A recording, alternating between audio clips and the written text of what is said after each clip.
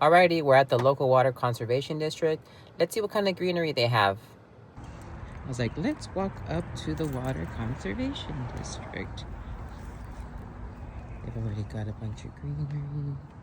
The Chino Basin, water conservation. Every drop matters. It talks about the climate here. You learn about the watershed, the location, how the water moves in the area, kind of here and then down to the ocean.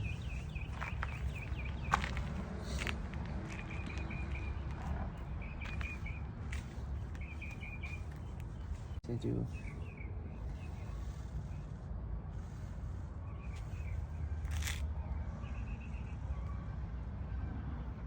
and it's all laid out on this grid.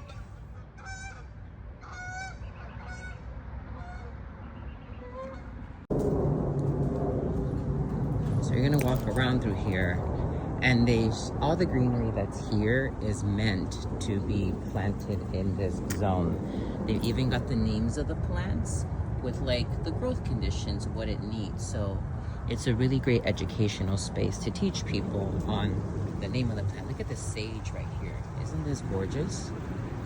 It's been blooming. It's blooming season. It's beautiful.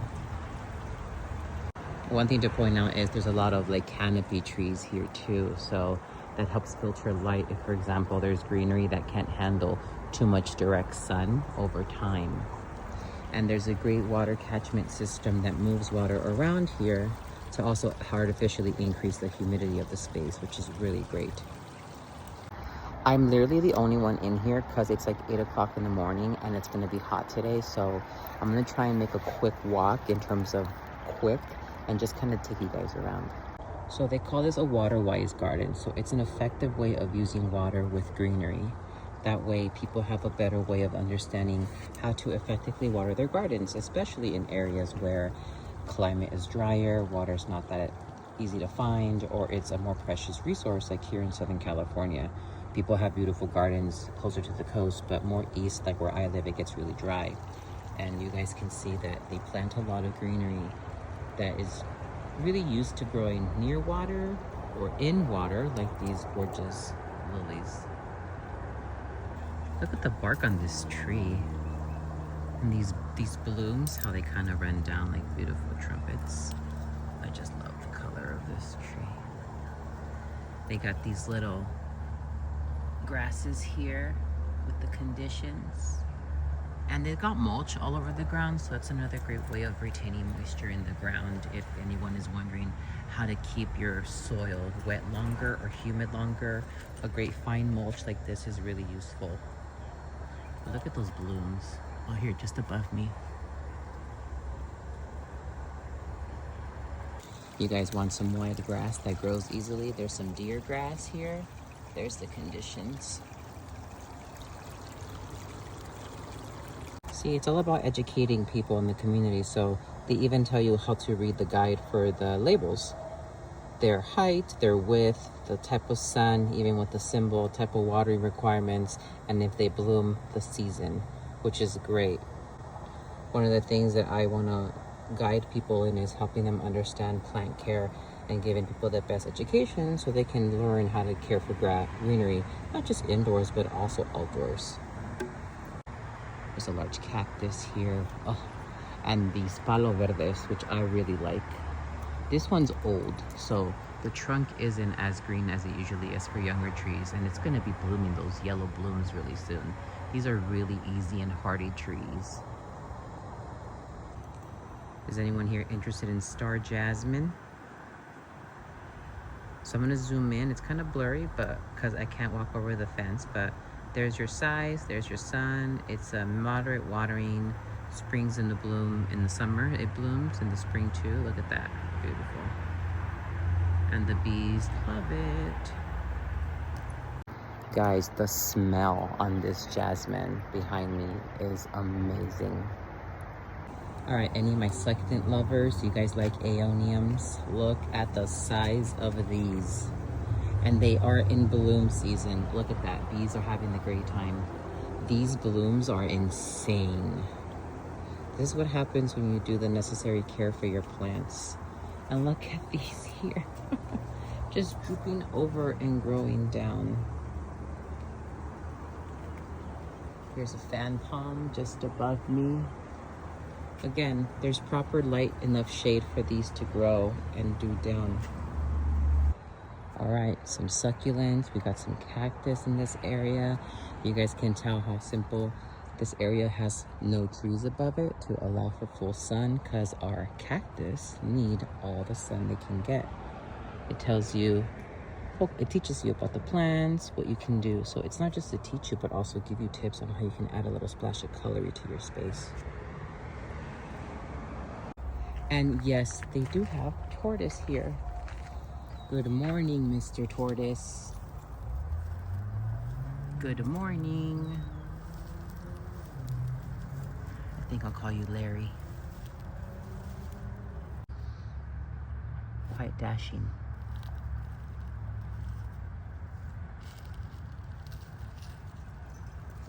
Here's a little info on the tortoise. It's a desert tortoise, and it tells you how certain plant life and animal life also helps with the location that you're living in, which is really awesome too. All right, let's go back to check out the greenery some more. Look at that. More cactus. You got some butterflies flying around.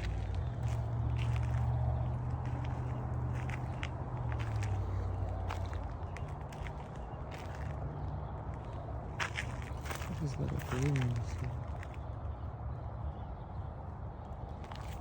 The card is missing on this one.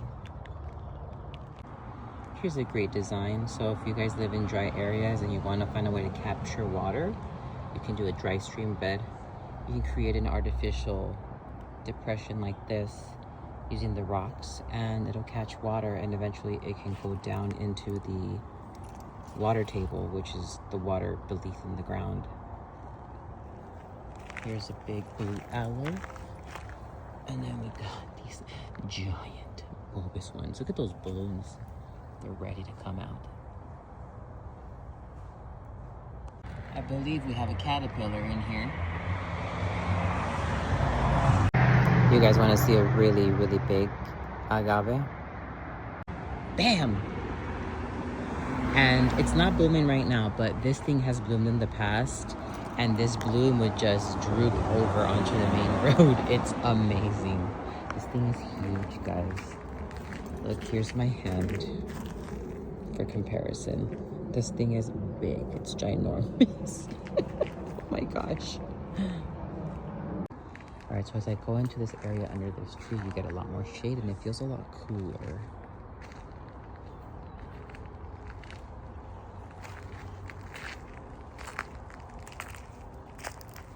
Here's more of that dry riverbed that was created. This whole thing runs this way. When it rains, it pours, it captures water, and then the water filters down into the water table.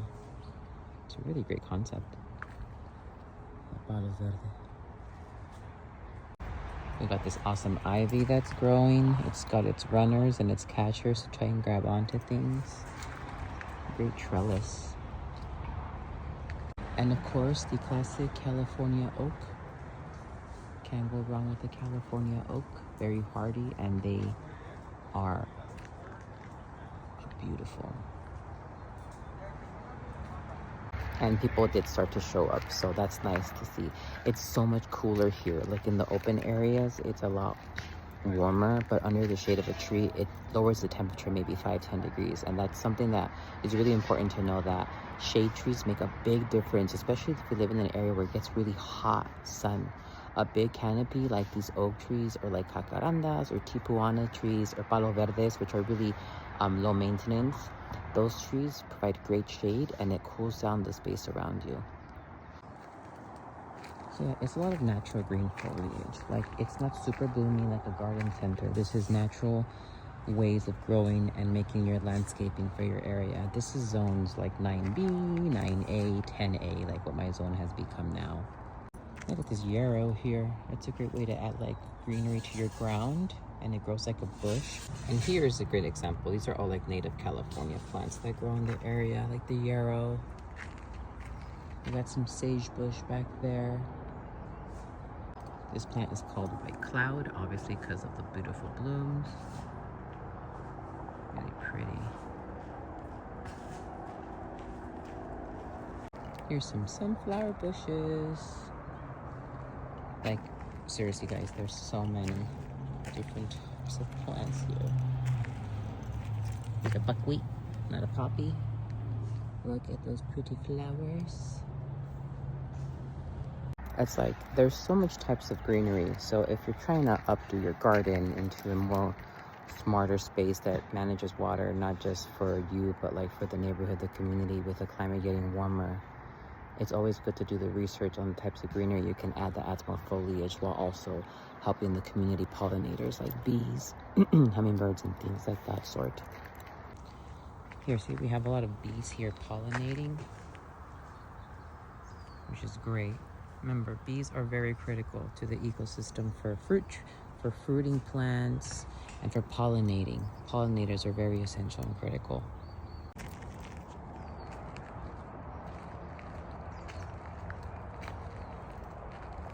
There's another dry bed right here. Again, water catchment, very important to think about that.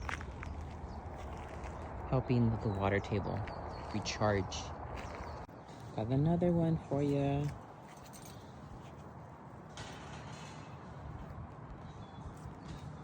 There are a lot of blooms here. A lot of bees. Buzz, buzz. Oh, this one's pretty too. Look at these flowers.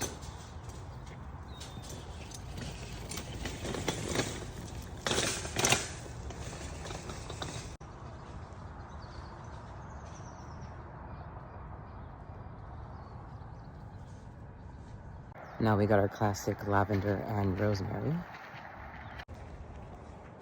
Smells amazing. Look at this lavender. Oh, I can't wait for my lavender bushes to get this big in the front of my house. Here's some information on how you can make your own stream beds.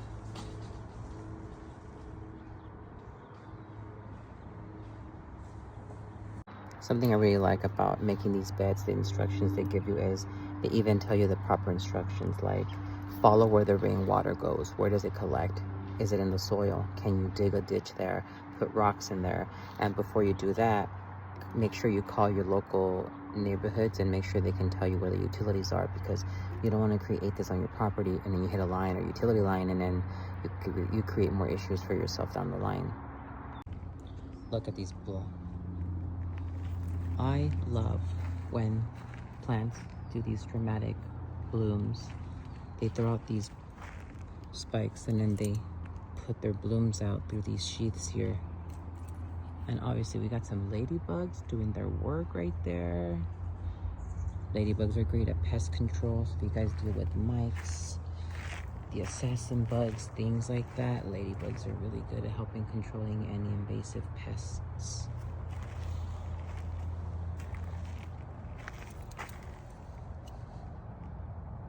Taste. Water catchment, you can get a big container like this.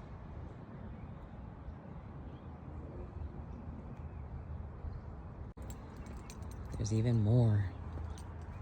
I really love it when a community invests in educating its people about the importance of greenery and what you can do and where placements really matter to ensure the best growth for greenery in the space. More pebbles here, more greenery. You guys have to be here for the smell of these blooms.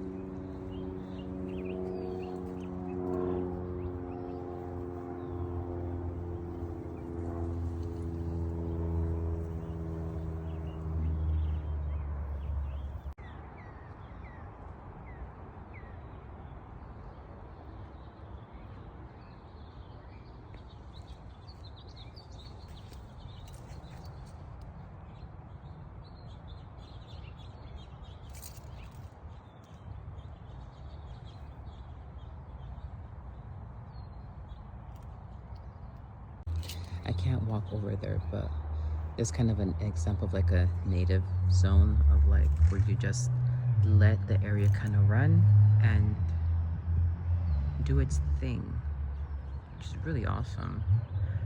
So if you guys want to grow like a more wild native garden, check out to see what grows in your zone naturally and let it plant there and let it grow, and it'll naturally grow with the climate. Obviously though, with the climate getting warmer and hardiness zones changing because it's getting warmer, it's important to understand if the plants that you used to grow up with can still live where you live now, or maybe they can't because it's getting too hot now and it's getting too cold in the winters and things like that. It's always important to do your research. Another zone full of succulents. These aloes are blooming. They left little tubules there. We got some aloes over there. Look at these. Look at this. That's not part of the plant, but these are gonna bloom. For a lot of aloe, this is normal. It's not unhealthy. It's just they turn red when they get a lot of direct light exposure. So do not worry if you see that with your aloes. Another palos verde.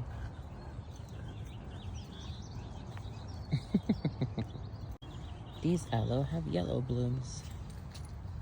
Like this. Bees pollinating.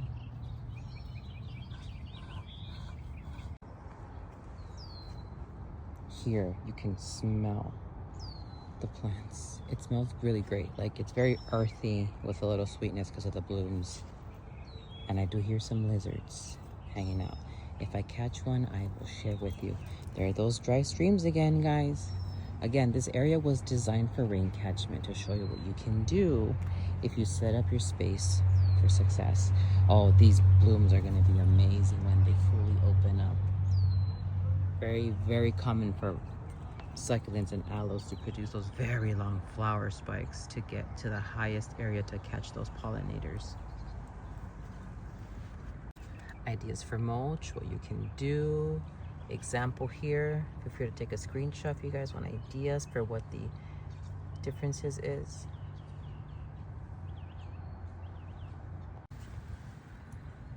Look at these little clustered blooms.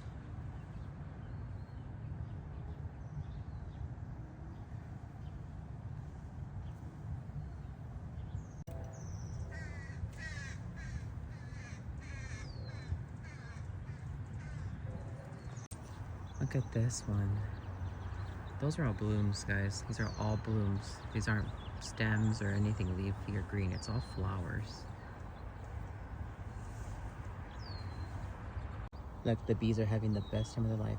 One thing again, this zone alone encourages a lot of pollinators in the area, so the bees are having a great time.